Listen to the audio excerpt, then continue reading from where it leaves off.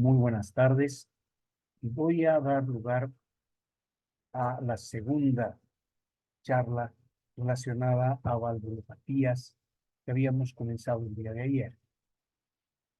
Vamos a hablar ahora de estenosis aórtica. La aorta es la válvula más importante de la economía cardíaca y es una estructura que tiene, como ven ustedes, tres valvas. Dos valvas de las cuales salen las coronarias, llamadas coronaria izquierda y coronaria derecha, y una tercera válvula que se conoce como no coronariana, no sale absolutamente nada de aquello. La estenosis aórtica, para ser entendida, tiene que comprenderse plenamente en su función anatómica. Estamos viendo los senos de Valsalva desde la cara ventricular y desde la cara aórtica, y observen ustedes que estos tres velos como senos de Valsalva desde la cara ventricular a esta estructura, pues deja un triangulito pequeñito al medio y una especie de pelitos que se conocen como excrescencias de Lamble, que son perfectamente normales. A veces se confunden con endocarditis. Esta válvula aórtica tiene un comportamiento muy particular. Esta es una imagen tridimensional con las nuevas imágenes de ecocardiografía de las que se dispone, que pueden tener imágenes tridimensionales absolutamente hermosas, pero esta válvula, trivalva, normalmente tiene este aspecto, tres valvas, una coronariana derecha, una coronariana izquierda y una no coronariana, puede sufrir procesos inflamatorios, como el caso de la valvulopatía reumática, puede calcificarse la senilidad, o puede el paciente nacer con una válvula fusionada, unida en este caso el seno de Valsalva coronariano derecho y con el no coronariano, con una apertura absolutamente irregular. De hecho, la válvula abre de forma más o menos ovoidea, la retracción de los senos de Valsalva, de los folletos, ¿no?, de las valvas biliares permite una abertura casi ovoidea. En el caso de la valvulopatía aórtica se inflama, por eso se le llama postinflamatoria, y la apertura no es mucho mejor que el cierre, de hecho no cierra. La calcificada mantiene más o menos la morfología, está muy limitada en su apertura, los depósitos de calcio no ayudan, y finalmente la bicúspide que abre de manera también irregular y que condiciona a largo plazo a una estenosis valvular, como vamos a ver. Esas son las imágenes anatómicas, donde podemos ver que la postinflamatoria realmente queda como un embudo, la calcificada tiene depósitos de calcio, y la bicúspide claramente son dos cúspides unidas a través de este rafe, el seno de Valsalva coronariano derecho con el no coronariano. La válvula en sí misma es una estructura que puede estenosarse predominantemente en pacientes del sexo masculino, y esta obstrucción puede ser a tres niveles. La imagen de la fotografía muestra una estenosis valvular, un embudo cálcico en la propia válvula, por encima de la válvula, supravalvular, o por debajito de la válvula, subvalvular.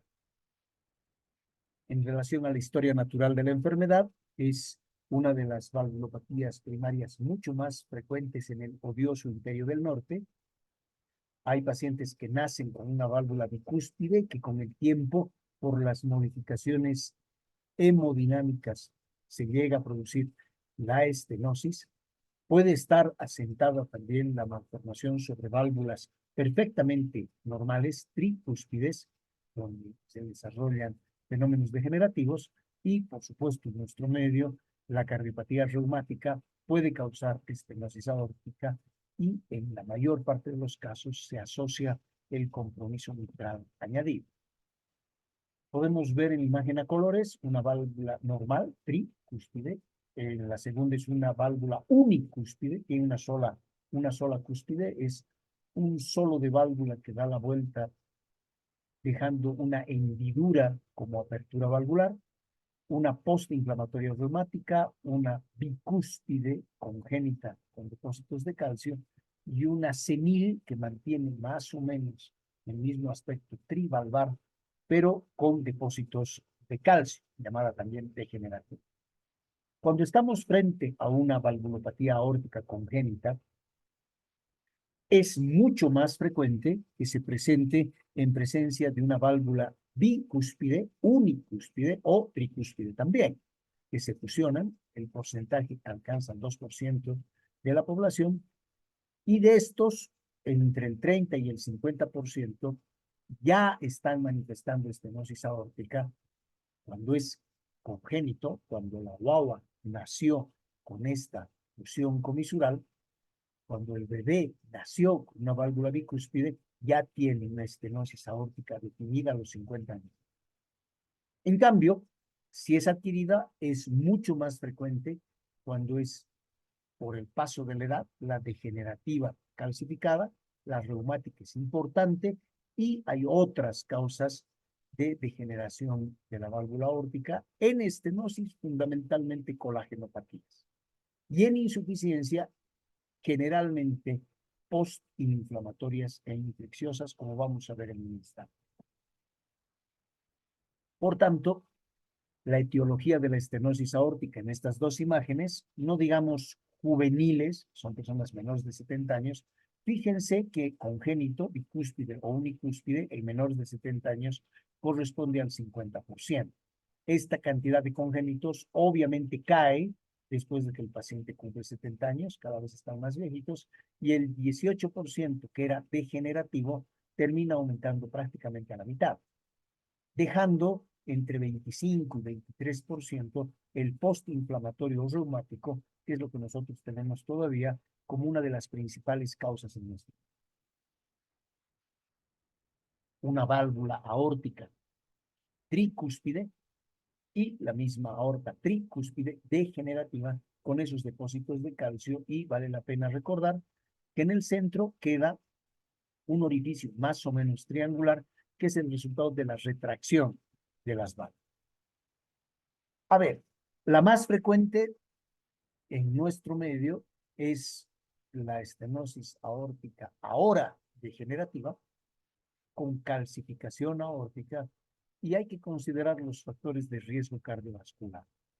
Los pacientes que tienen los triglicéridos elevados, el HDL colesterol bajito, personas que fuman, personas que tienen hipertensión arterial sistémica, diabetes mellitus tipo 2, los pacientes con síndrome o síndrome metabólico. Si es que esto se presenta en personas de 30 años, ya hay que sospechar una válvula uniobicúspide. Y en los adultos, si es que hay asociación con valvulopatía mitral, habrá que pensar en un problema reumático. Ya les mencionaba, hay otras causas, pero lo importante que vale la pena entender es lo que se ve acá dividido como corazón normal y estenosis aórtica. El corazón normal tiene un juego de presiones, y en la estenosis, pues esta válvula se ha convertido en un stop, en un algo que detiene el flujo de manera estática. Esto está cerrado en la mañana, en la tarde, en la noche, en día feriado, en día hábil, el paciente esté durmiendo despierto. Entonces, el ventrículo izquierdo tiene que hacer una fuerza mayor para tratar de enviar esa sangre hacia el territorio sistémico. Eso genera lo que se conoce como gradiente sistólico aumentado. Eso quiere decir que la presión intraventricular es mucho mayor que la presión intraaórtica, y por eso hay una diferencia de presión en un lado, en el lado obstruido, en el lado ventricular, y hay una presión arterial bajita en el lado postestenótico. Este gradiente es trascendental para verlo un poco más adelante. Este ventrículo tiene que hacer más fuerza para que trate de vencer esa obstrucción, y por tanto aumenta la presión intracavitaria del ventrículo izquierdo. Y por supuesto, el ventrículo izquierdo va a sufrir cambios tomando en cuenta que lo que está en círculo es el ventrículo izquierdo normal, y hacia arriba cambia la citoarquitectura ventricular, cambia la alineación, la disposición de los miocardiocitos, de las células cardíacas, generando un remodelado reversible al principio concéntrico. Empieza a cambiar la estructura para adentro, no para afuera. Este cambio va a dar lugar a posteriormente una hipertrofia concéntrica. Se hipertrofia definitivamente, esto es reversible, el remodelado, la hipertrofia ya no. Y después empieza a crecer para afuera. Entonces termina en principio con una hipertrofia concéntrica y luego con una hipertrofia ventricular excéntrica. En la historia natural de esta enfermedad, por supuesto, va a ser peor si es que hay una enfermedad degenerativa muy avanzada y los síntomas son básicamente dolor torácico tipo angina, pérdida del estado de conciencia, disnea o finalmente insuficiencia cardíaca. 4 síntomas cardinales del paciente aórtico. La sobrevida, en promedio, cuando se presenta uno de estos criterios diagnósticos, angina, síncope, disnea o insuficiencia cardíaca, la supervivencia es de 2 a 3 años solamente, con un alto riesgo de muerte súbita de origen cardíaco. Lo más importante, por supuesto, angina, síncope, disnea e insuficiencia cardíaca. La angina es lo más frecuente. Voy a explicar muy rápidamente a qué se debe esto. Resulta que el ventrículo ha empezado a deformarse y a engrosarse para adentro. Es decir, le está quitando espacio a la luz cavitaria. Dicho en otras palabras, ese ventrículo cada vez llena menos, porque entra menos sangre. Y como está obstruida la salida de esa sangre, la sangre hacia las coronarias, que tienen una nutrición predominantemente diastólica, no termina de llegar. Entonces se produce un desbalance entre el aporte o la oferta y la demanda. La demanda de ese miocardio gordo y grueso es amplia, pero el aporte que se le da es pobre porque la sangre no sale. Entonces el paciente entra en un desequilibrio entre ese aporte y esa demanda, lo que termina determinando isquemia miocárdica, pero no por alteración de flujo coronario, sino por aumento de las necesidades metabólicas de oxígeno de ese corazón. El segundo síntoma, el síncope, generalmente es de esfuerzo cuando el paciente se está poniendo de pie, a veces de esfuerzo y cuando se está poniendo de pie, al incorporarse, de luchar contra el estreñimiento en el baño. Por ejemplo, muchos pacientes ancianos terminan tirados en el baño con la puerta cerrada además y como producto de lo que se cree ha sido un infarto, en realidad ha sido una pérdida del estado de conciencia por bajo débito cerebral. La sangre no llega al cerebro de buena manera y se produce una hipoxia tisular en el sistema nervioso central, una encefalopatía hipóxica. La disnea de esfuerzo y la insuficiencia cardíaca son el resultado de un aumento progresivo de la presión retrógrada de ese ventrículo que recibe poco, porque está muy gordo el ventrículo, ya engordado para adentro, y el ventrículo izquierdo llena menos y la sangre se queda estancada en la aurícula izquierda y retrógradamente dando disnea y finalmente falla cardíaca. Y no debemos olvidar que la manifestación clínica más severa es la muerte súbita de origen cardíaco. Pacientes que se mueren de golpe, muerte repentina de pacientes que han estado haciendo algún esfuerzo y que a veces no tenían ni siquiera una clínica previa. Fíjense ustedes, el periodo latente hasta que aparezcan los síntomas puede llegar hasta la sexta década de la vida. El paciente cumple 60 años y se jubila con bombos y platillos y resulta que empieza el inicio de los síntomas severos, angina, síncope, disnea y la insuficiencia cardíaca, y la caída es en lisis. El paciente tiene una sobrevida muy pobre desde el momento que se inician los síntomas. De tal manera que la angina, el síncope, la disnea y la insuficiencia cardíaca en paciente aórtico es inicio tardío de síntomas con pronóstico muy malo. Una fisiopatología rapidita, la estenosis aórtica va a tener una obstrucción fija del flujo de salida de la cámara del ventrículo izquierdo por un orificio que está cada vez más chiquito y se va a generar este gradiente transaórtico, mayor presión dentro del ventrículo, menor presión dentro de la aorta, de la comparación entre la presión sistólica aórtica bajita y ventricular izquierda alta. Pues ese gradiente va a haber remodelado, cambio de la estructura y finalmente hipertrofia concéntrica, excéntrica y falla cardíaca. De manera parecida a lo que sucedía con la mitral el día de ayer, tenemos una estenosis aórtica leve cuando el paciente tiene un área valvular de 1.5 centímetros. Extendida en toda su magnitud, una válvula aórtica tiene en general 4 centímetros cuadrados. Cuando el área ha llegado a prácticamente la mitad, 1.5, y el gradiente es menor a 25, ese gradiente transvalvular de que he hablado, o la velocidad del flujo que sale es menor a 3 metros por segundo. Esto debo explicar. Hay un gradiente, había hablado de eso al mostrar la segunda diapositiva, tengo una impresión con una flechita verde. Hay una diferencia de presiones entre el ventrículo izquierdo y la aorta. A eso se le llama gradiente de presión, un gradiente medio, un gradiente promedio. Cuando el orificio es chiquito, la velocidad del flujo que pasa a través del orificio chiquito es mayor. Se pone más velocidad a orificios más pequeños.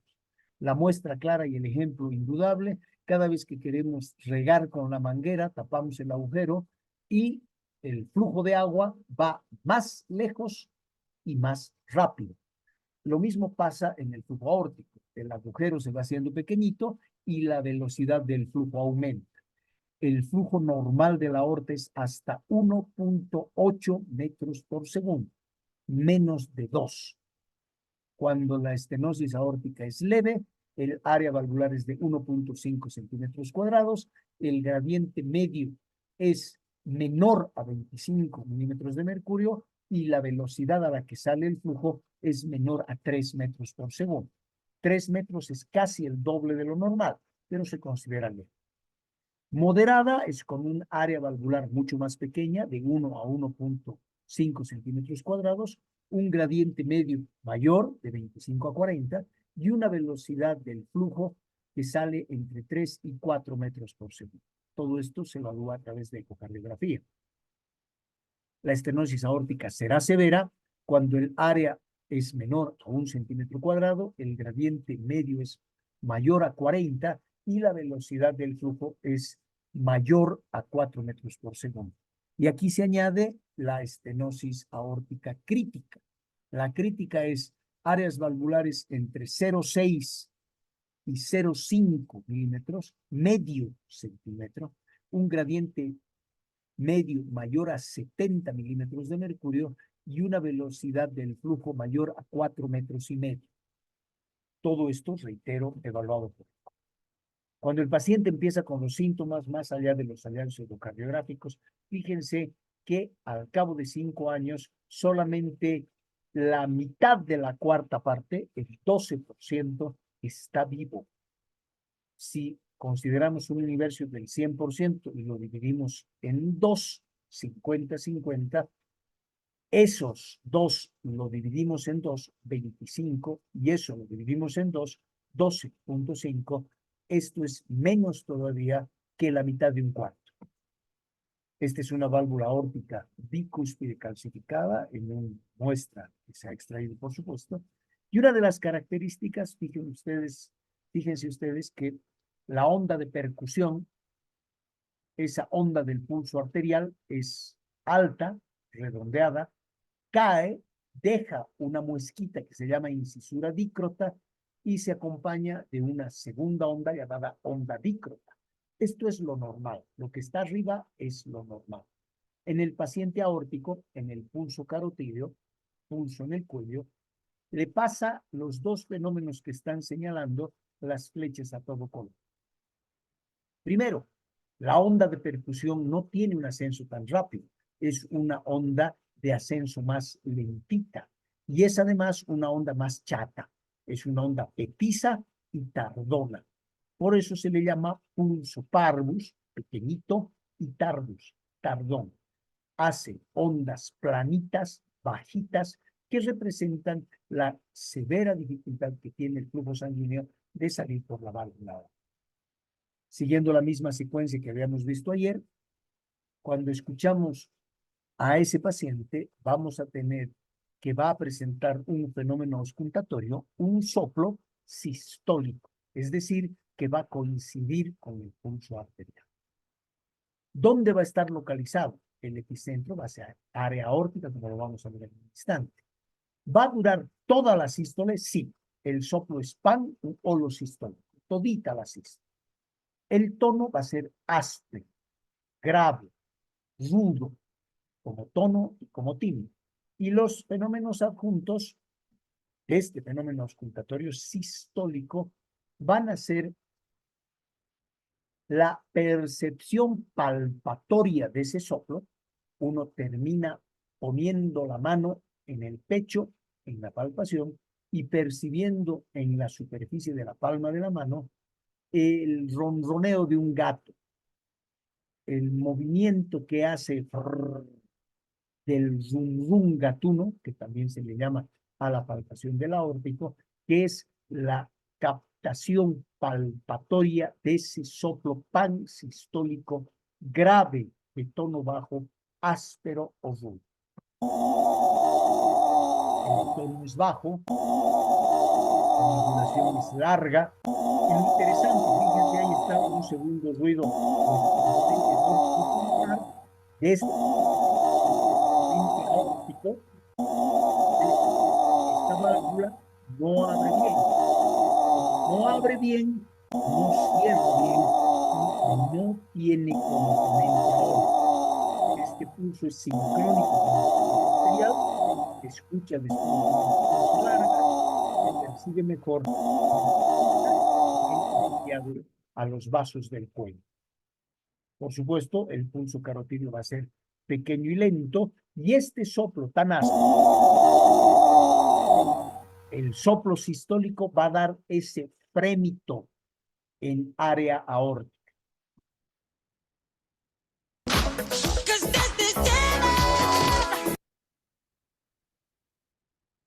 Este año cumple 42 años el éxito de Michael Jackson, Thriller, del álbum del mismo nombre.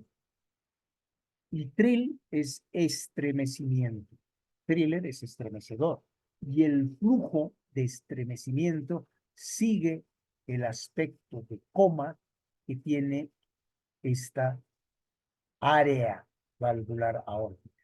Un thrill, un estremecimiento que se dirige hacia los vasos del cuerpo.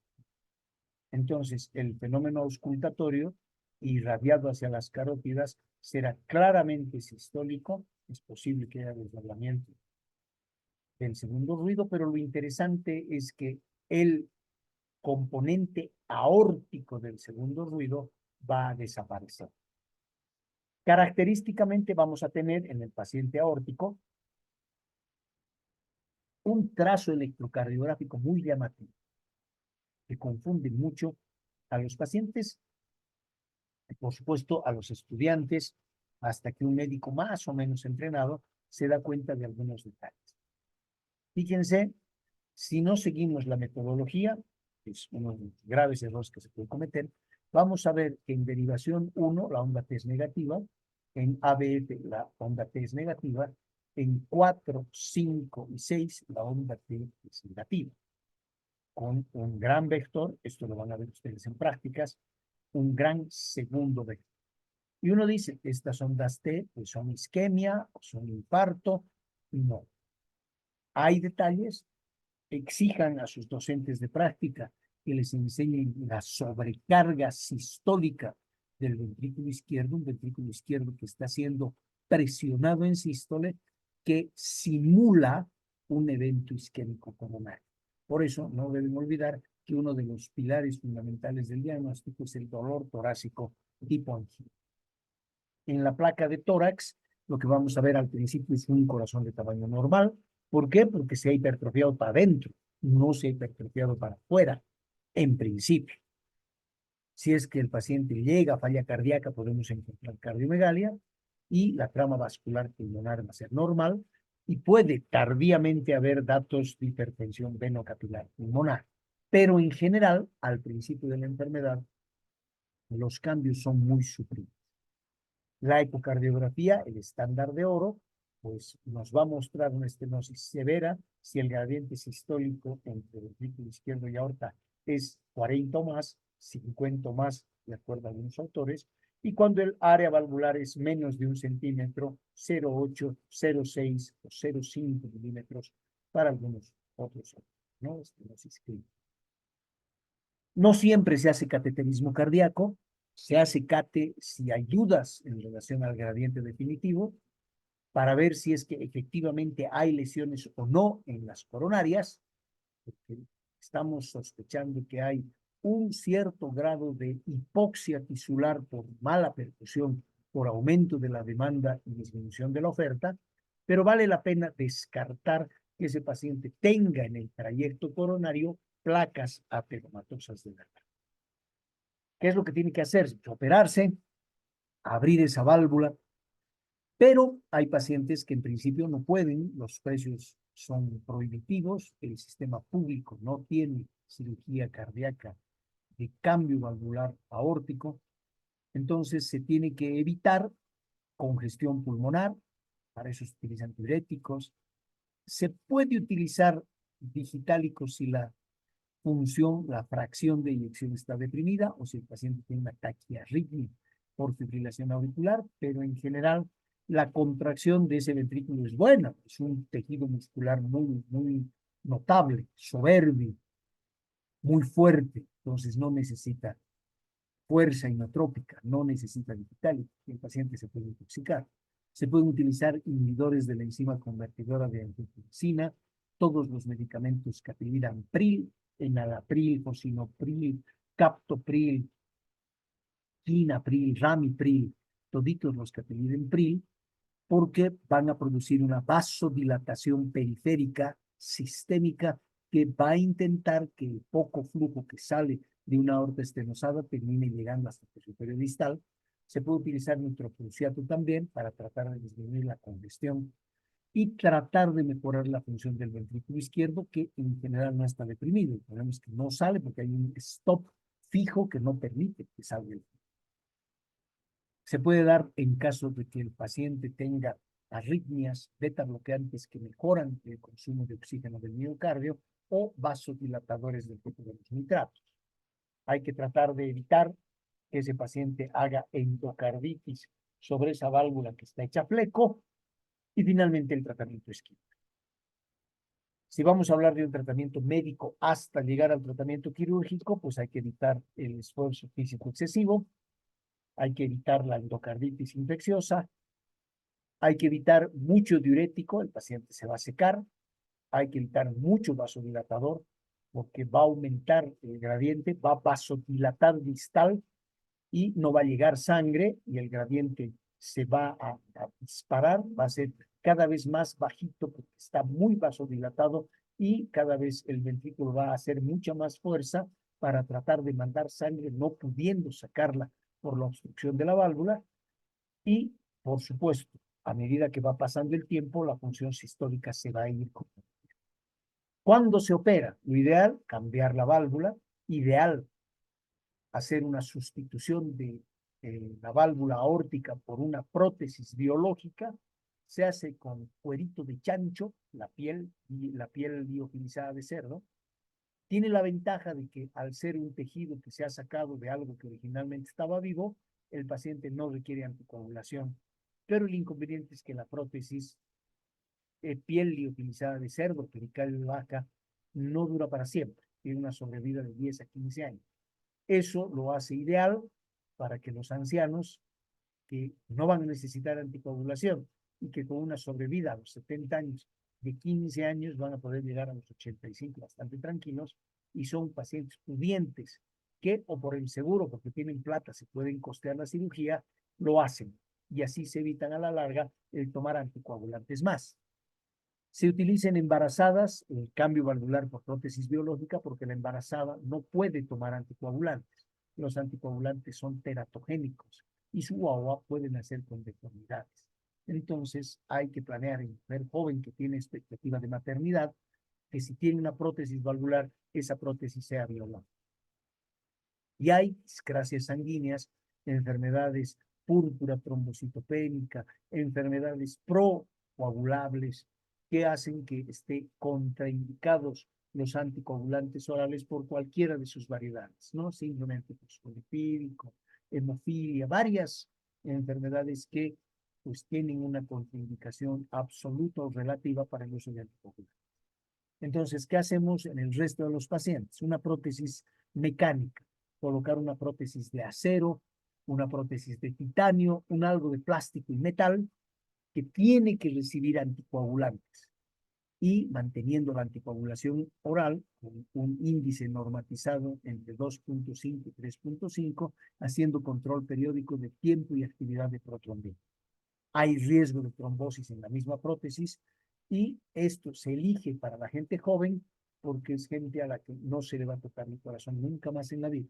Y es porque hay gente que no tiene los recursos para costearse una prótesis biológica que es hasta 3 veces más cara que una prótesis de carne. Aquí tenemos una estenosis aórtica, la válvula abre mal, seno de valsalva coronariano derecho y no coronariano, con calcio en las paredes, un candidato ideal para hacerse un cambio valvular. Aquí tenemos otra imagen, hay calcificación, no se ha visto bien, una calcificación al centro, con una imagen calcificada en el momento en que la válvula se cierra. Ahí está la calcificación, los 3 senos de valsalva. Hay una obstrucción al flujo de salida, un ventrículo izquierdo gordo, una aurícula izquierda aumentada de volumen porque no descarga el ventrículo, se ha hecho gordo porque se ha hecho concéntricamente gordo. Electrocardiográficamente tiene la imagen de sobrecarga sistólica del ventrículo izquierdo y se hacen evaluaciones de la función ventricular a través de lo que retrógradamente pasa en el anillo mitral y en el flujo transmitral, además de la velocidad. Lo normal, hasta 1 metro, hasta 1.8 normal, 4 ya está hablando de estenosis severa. Esto es solamente para que le den una mirada. Esta es las guías línea del manejo de enfermedad de Circulation, una revista internacional. Aquí abajo está el documento si quieren ustedes descargarlo, es absolutamente gratuito. Y tenemos estadios A y B de pacientes asintomáticos. Los pacientes asintomáticos con estenosis severa tienen una velocidad del flujo mayor o igual a 4 metros por segundo y un gradiente de presión igual o mayor a 40 milímetros de mercurio. A veces no hay síntomas o hay pacientes que tienen poca tolerancia al ejercicio. Y tenemos un otro grupo, fíjense ustedes, A, B, C y D. Tenemos pacientes sintomáticos severos que tienen disnea, disminución de la tolerancia al ejercicio, falla cardíaca, angina, síncope, falla cardíaca, muerte, y en todos ellos el área valvular es menos de 1, a veces 0,6, casi medio, y el paciente tiene alteraciones de la fracción de eyección. Sé que no se va a ver de manera, perdón, sé que no se va a ver tal como yo quisiera. Disculpen, estaba queriendo buscar la lupa. Esta es la profesora Caterine Otto. Esta es una presentación en periodo pandemia, que son las luces de la sesión científica de ecocardiografía, una experiencia virtual.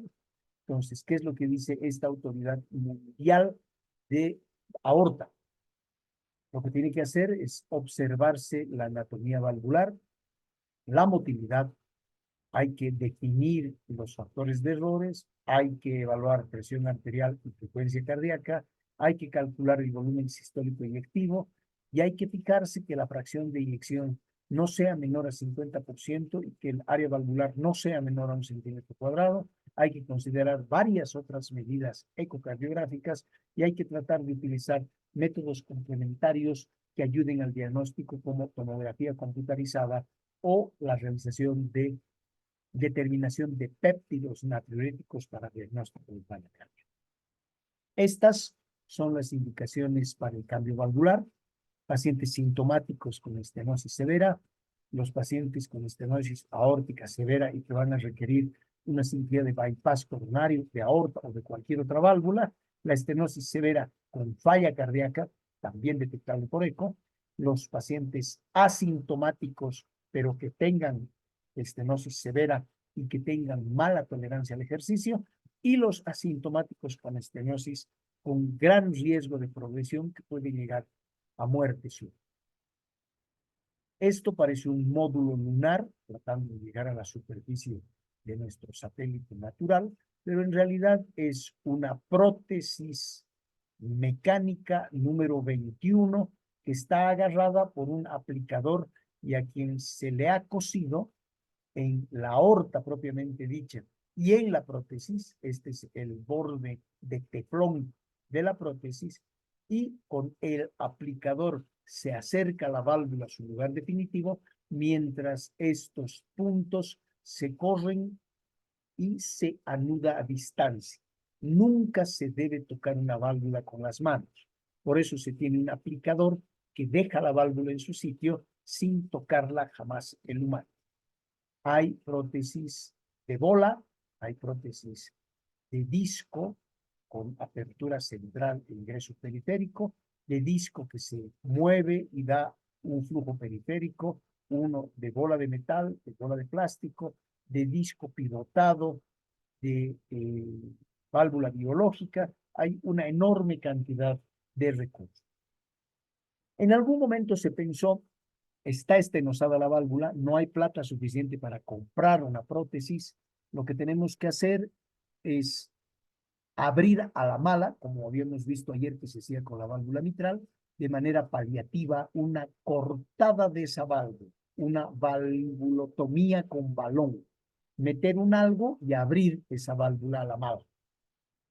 El problema es que tiene una mortalidad muy alta, 60% al año y medio, y solamente un 20% de los pacientes están libres de la enfermedad al término de 2 años.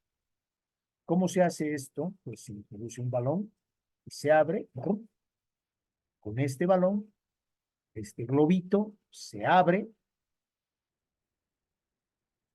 y se ha intentado, a partir de este principio, ¿por qué no hacemos algo más? ¿Qué tal si abrimos a la mala la válvula? Es decir, esa válvula estenótica la vamos a abrir, la vamos a romper, se va a convertir en válvula insuficiente. La estamos rompiendo a la mala. ¿Por qué no aprovechamos para que en ese lugar donde acabamos de poner un globito que lo dilata todo, ¿por qué no ponemos una prótesis valvular al mismo tiempo? Una idea pionera hace más de 20 años.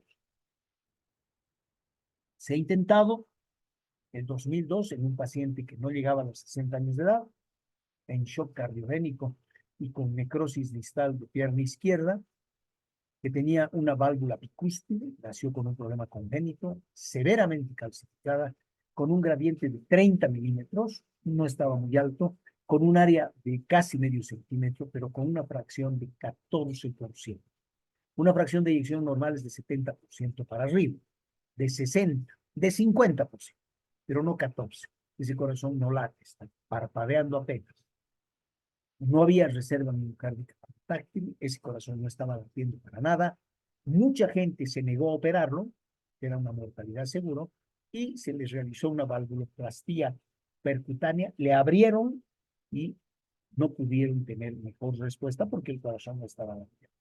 Este caballero fue el pionero de lo que luego se conocería como la colocación de un implante, lo vamos a ver ahorita en fotos, de una válvula. Estas son las fotos, lamentablemente no tengo una animación video, pero fíjense, después el flujo aórtico está bastante bien retenido en la aorta y está llenando ahora una aorta dilatada, gorda.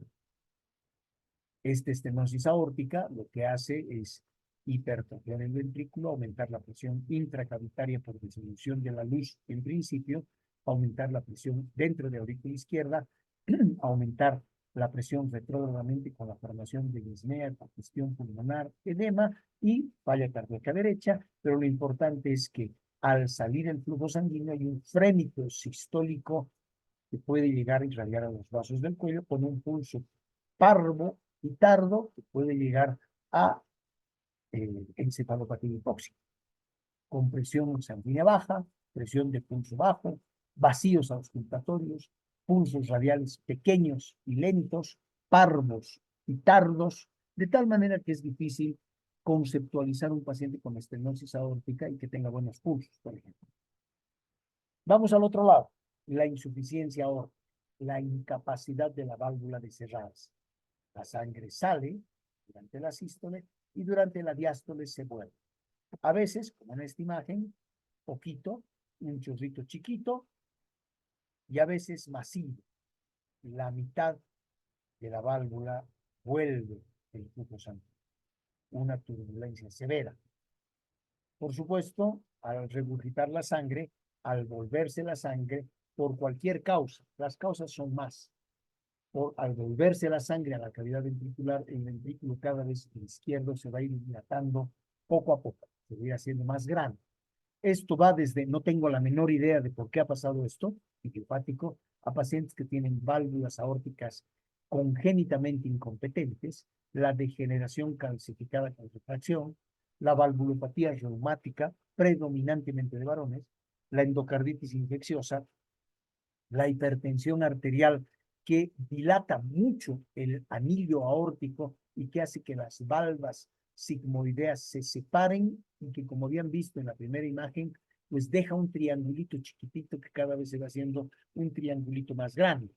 La degeneración mixomatosa de la válvula, son válvulas que lo mismo que pasaba con la mitral en capucha, aquí le pasa a la aorta, se puede romper una parte de la pared, disecar la aorta, enfermedades congénitas como el síndrome de Marfan, que tiene además subluxación del cristalino, puede ser postraumática, una patada karateca mal dada en medio tórax, el golpe con una pelota de béisbol, con motio cordis se llama, son impactado, corazón atontado, las espondiloartropatías seropositivas o seronegativas, enfermedades del tejido colágeno, enfermedades infecciosas e inflamatorias como la inflamación de la aorta por sífilis, enfermedades degenerativas, la artritis reumática deformante, la osteogénesis imperfecta o los hombres con los huesos de cristal, las arteritis de todo tipo, desde la lúpica hasta la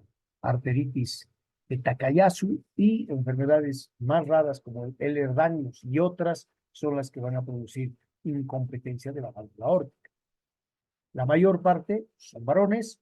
Si la que estamos observando es una dama, generalmente va a haber una valvulopatía mitral concomitante y a medida que el ventrículo se va haciendo más grande, pues le va haciendo caso a don Frank Starling, que dice a mayor dilatación, mayor fuerza de contracción.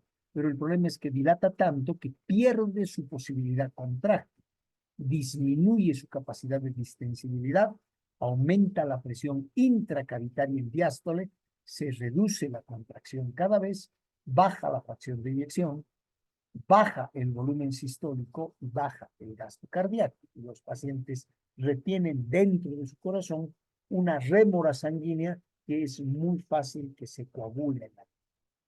Entonces, la fisiopato facilita sobrecarga de volumen del ventrículo izquierdo con dilatación compensadora al principio, una dilatación crónica de ese ventrículo con síntomas tardíos de falla cardíaca. Presenta más o menos los mismos que la estenosis, pero la pérdida del estado de conciencia solo está presente entre el 5 y el 10%, la disnea y la taquicardia son menos frecuentes, la angina solo está presente en el 20% de los pacientes, tardíamente la insuficiencia cardíaca es la cereza que va a la punta de esa torta, que es la disfunción ventricular. ¿Qué es lo que pasa? Puede ser esto súbito, claro que sí, se perfora el corazón, se diseca la aorta, se rompe la válvula por endocarditis, paciente entre shock cardiogénico, hipotensión severa, palidez, diaforesis, vasoconstricción periférica, un pulso filiforme. La disección aórtica va a mostrarnos desigualdad de los pulsos en un lado y el otro. Hay palpitaciones, hay extrasistolia, pero lo interesante de la insuficiencia aórtica está en los hallazgos señalados. El signo de Muset o de Muset, que era un caballero apellidado Muset o Muset, que son los movimientos de la cabeza sincrónicos con los latidos cardíacos, lo que caracteriza a este tipo de paciente. No solo eso, el pulso de Corrigan, en conmemoración a don Dominique Corrigan, es un latido sistólico amplio, a diferencia del estenótico. Este es amplio, un pulso hiperdinámico. Este es una de las pacientes de sala, unos pulsotes enormes, claramente visibles. La insuficiencia aórtica tiene estos dos componentes. Vale la pena detenerse un poquito. Eso que parece, no sé, el peinado de Maléfica o el casco de Thor, en realidad es un fonendoscopio. Y hay un doble signo crural de Traube o un doble pistoletazo de Eurosies, unos clásicos.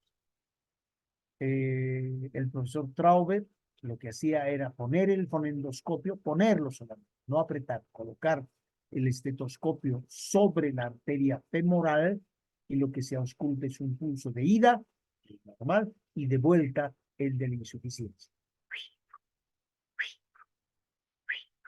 llamado doble signo soplo crural de Traube. El doble pistoletazo es utilizando más o menos la misma técnica de Traube, pero presionando proximalmente y distalmente. Si presionamos proximalmente, vamos a escuchar el soplo de venida. Y si presionamos distalmente, vamos a escuchar el soplo de vuelta. Si comprimimos la arteria femoral parcialmente, escuchamos como dos tiros. Por eso se llama doble pistoletazo de Euclides. El pulso de Quinte, que es la pulsación capilar en uñas y labios, o labios, aquí se nota claramente, la uña latiendo, aquí se ve menos, hay que prestarle un poquito más de atención, si llega a ver, quién sabe, con un poco más de claridad, pero esta no cabe duda de que la sangre va y viene. A eso se le llama pulso capilar de Quinte. El signo de Landolfi, las pulsaciones de la pupila, o hipus pupilar, con doble P y con H, hipus, mejor visible en este ojo. El ojo contrae latiendo, la pupila.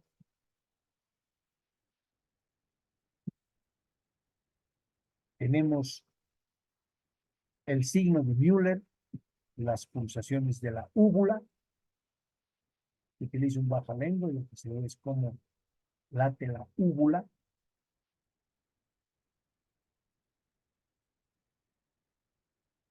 Vamos a ver. Otros, el signo de Becker, el de Hill, el de Main, el de Rosenbach, el de Gerard. Para el signo de Becker se necesita un oftalmoscopio, donde uno ve las mismas pulsaciones que se veían en la úvula o en la uña, vistas en arterias retinianas al fondo del ojo. El signo de Hill es que la presión poplitea es mayor que la presión en el brazo, tomando la presión arterial en extremidades inferiores y extremidades superiores. La presión sistólica poplitea es 60 milímetros de mercurio más. El signo de Main es una disminución de la presión arterial en 15 milímetros de mercurio, la diastólica, al levantar el brazo muy rápidamente. El signo de Rosenbach son el latido sistólico del hígado, y el signo de Gerard, el latido sistólico del vaso. Hay muchas otras manifestaciones clínicas, como el signo del choque en cúpula de Barth. La sangre, al volver a través de la válvula aórtica incompetente, termina golpeando la punta del corazón, y esa punta del corazón es percibida por la mano del explorador como un algo, como una bola de billar que está golpeando la banda de una mesa de billar. ¿Cuál es la manifestación clínica? Pues es un soplo diastólico.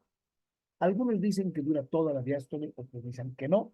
Hay varias discrepancias al respecto. El tono es alto o agudo, el timbre es aspirativo. Y los fenómenos adjuntos son todo lo que hemos visto antes, pues. Ese signo de Musset, el signo de Landolfi, el pulso de Corrigan, todo lo que hemos visto. Es una de las valvulopatías que más criterios periféricos tiene.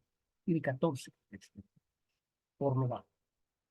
Entonces, lo que escuchamos en la insuficiencia aórtica es un soplo diastólico aspirativo que va de más a menos. Es un soplo decreciente. ¿Por qué pasa eso? Porque a medida que el ventrículo en la diástole se está llenando, porque la mitral se acaba de abrir y la sangre va de aurícula izquierda a ventrículo izquierdo, al mismo tiempo se está llenando por la aorta de donde está regurgitando. Entonces es una cavidad que se va llenando por dos vías, por mitral y por regurgitación aórtica. Entonces el soplo va de más a menos, decreciendo aspirativo. Se intensifica cuando el paciente está sentado hacia adelante como queriendo hacer una plegaria maometana, con inspiración sostenida y con expiración forzada, y se escucha mejor en el borde izquierdo, entre el tercer o cuarto espacio intercostal, disminuye a la maniobra de Valsalva, aumenta cuando el paciente está de cuclillas, y este soplo diastólico, sí y no, unos dicen que sí, otros que no, lo vamos a ver muy rapidito, de tono alto, de tono agudo, aspirativo, es como si se estuviera llenando un florero de pico angosto. Este clásico sonido es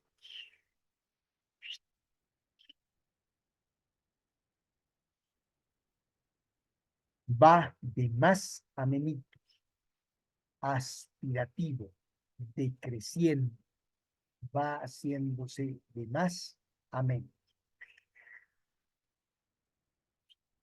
Como si estuviéramos efectivamente llenando un florerito de pico.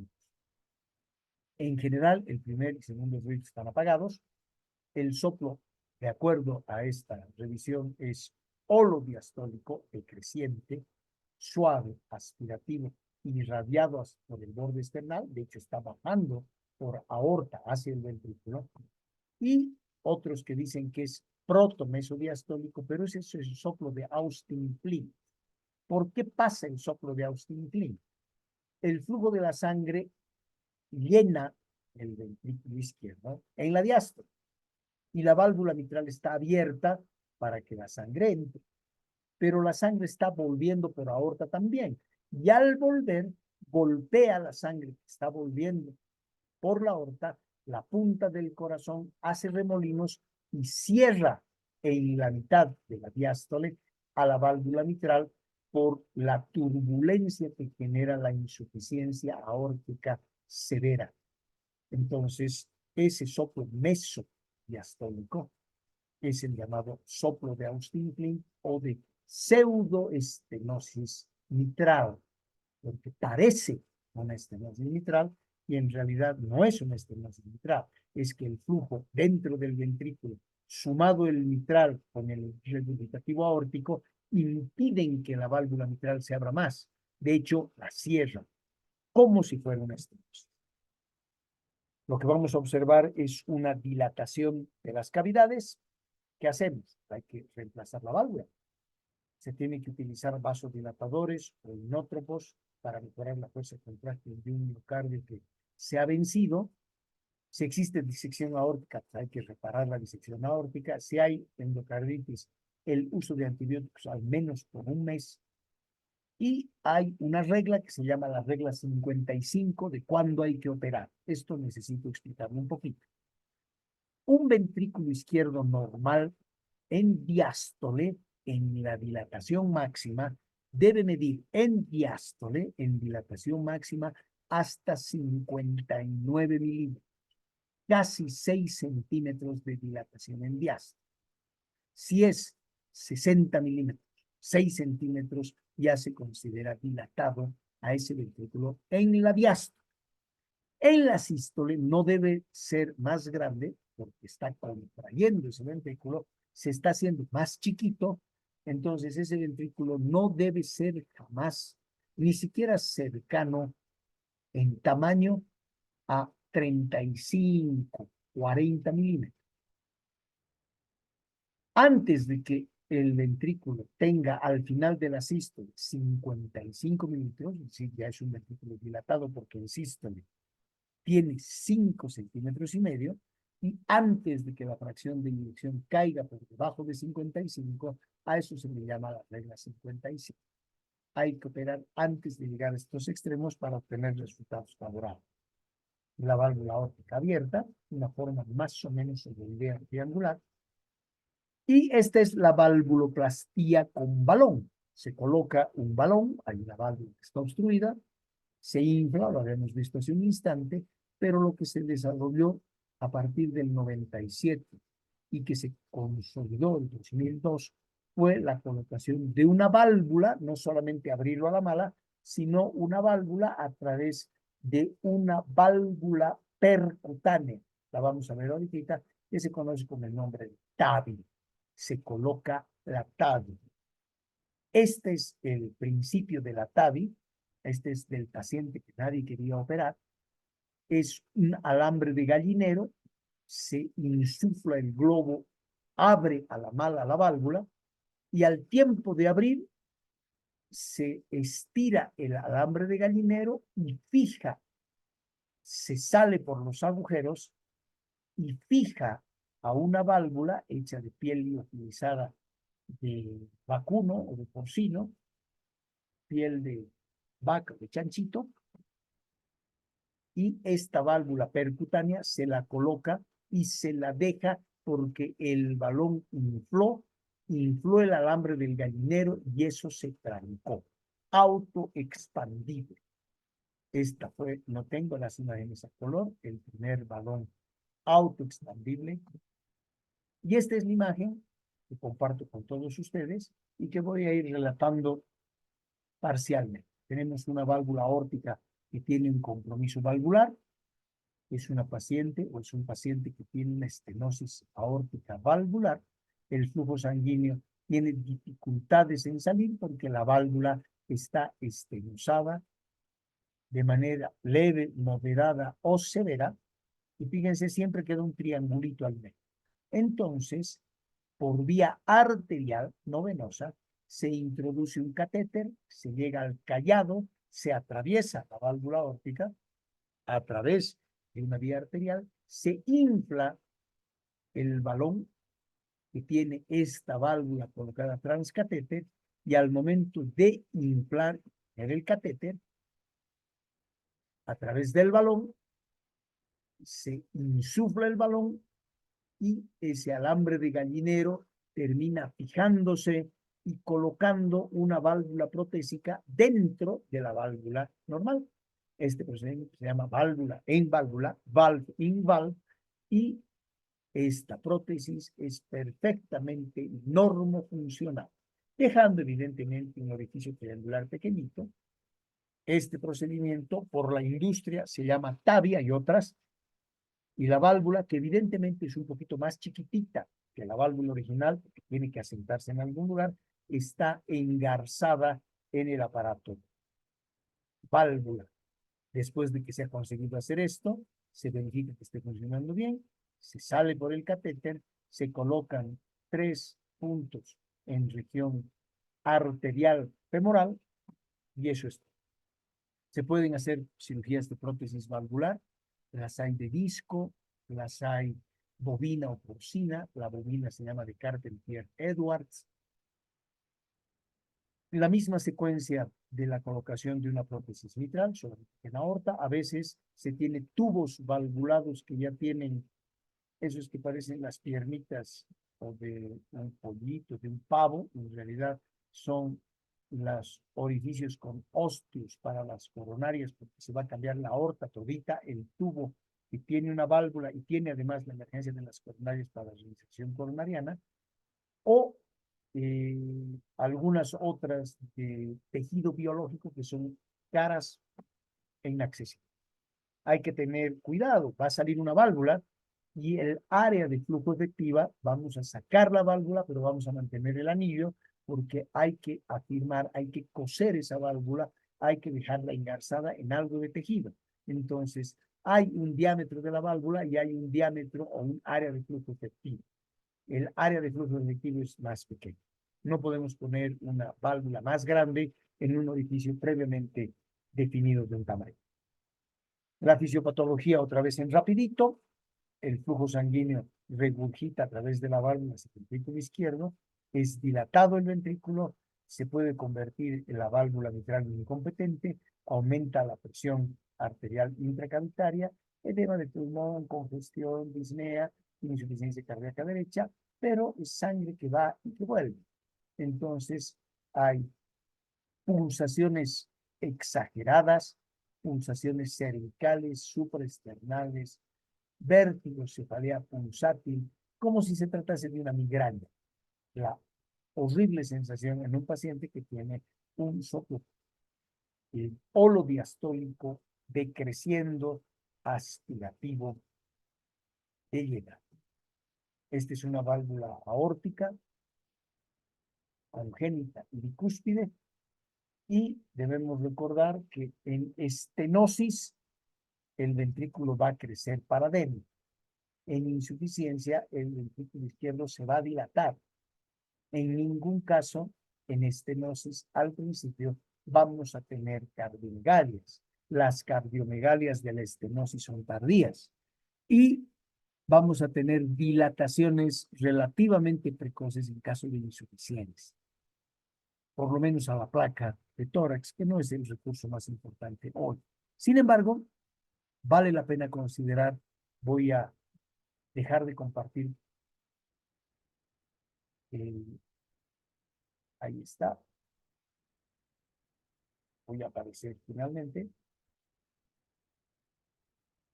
La valvulopatía aórtica es seria, es fácilmente diagnosticable, hay que tener criterios, por supuesto, y lo que hay que hacer es estar atentos. Ningún soplo diastólico, lo reitero, es funcional o inocente.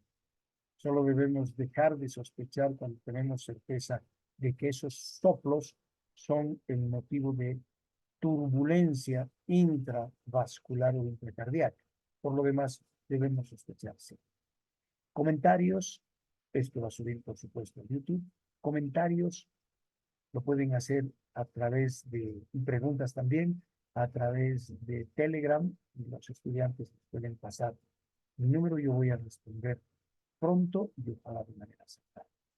Gracias, buenas noches, buenos días o buenas tardes.